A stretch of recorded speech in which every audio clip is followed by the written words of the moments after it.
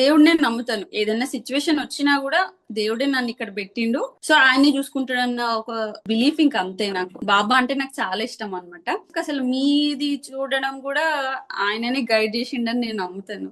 Food విషయంలో కూడా కొంచెం కాన్షియస్ అయ్యాను. ఇంతకు ముందు కొంచెం జంక్ ఫుడ్ తినేదానిలే, ఇప్పుడు ఆపేసిన మొత్తం. ఇంకా క్లాసెస్ కూడా చాలా బాగుంది అక్క. ఫస్ట్ ఇనిషియల్ గా 1 వీక్ తీసుకున్నారు కదా మీరు, అందులోనే నాకు చాలా ఇన్ఫర్మేషన్ వచ్చింది అసలు ఎట్లా ప్రిపేర్ అవ్వాలి. ఇదంతా నాకు ఫస్ట్ ప్రెగ్నెన్సీలో కూడా ఉంటే బాగుండు. అసలు నేను అప్పుడు కూడా ఈ గర్భ సంస్కారం తీసుకుని ఉంటే ఇంకా బెటర్ ఉండేదేమో, నేను అంత స్ట్రెస్ ఫీల్ అయ్యేదాన్ని కాదేమో అవేర్నెస్ వచ్చింది నాకు. అప్పుడు ఇంత తెలియదు. జస్ట్ పెళ్ళైనాక 1 year కే కన్సీవ్ అయినాను.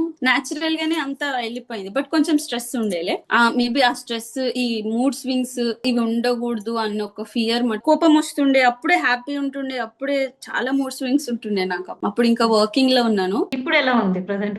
ఏంటంటే ఇప్పుడు నేను ఒక్కదాన్నే ఉన్నాను. నాకు అదొక భయం. ఏంటంటే ఇప్పుడు ప్రెగ్నెంట్ అయితే నేను ఒక్కదాన్నే మేనేజ్ చేస్తాను, నన్ను నేను ఎట్లాగైనా మేనేజ్ చేసుకుంటా. అర్జున్ ఎట్లా మేనేజ్ చేయాలి, అప్పుడు అబ్వియస్లీ మా పేరెంట్స్ అయినా ఎవరైనా ఒకరు వస్తారు. ఇప్పటికైనా నన్ను నేనే మేనేజ్ చేసుకోవాలి, పక్క వాళ్ళు వచ్చి నన్ను చేయాలి అన్న థాట్ నాకు ఎప్పుడు లేదు. సో అందుకు నన్ను నేను స్ట్రాంగ్ చేసుకోవాలి. ఎంత మూడ్ స్వింగ్స్ వచ్చినా ఆ ఎఫెక్ట్ బేబీ పైన పడొద్దు అన్నది ఒక ఆ మోటివ్ ఉంది నాకు. ఏ సిచ్యువేషన్ అయినా కానీ ఎంత వర్స్ట్ అయినా వెళ్ళని, బట్ బేబీ ఎఫెక్ట్ కావద్దు, హెల్దీ బేబీ కావాలి నాకు, అంతే.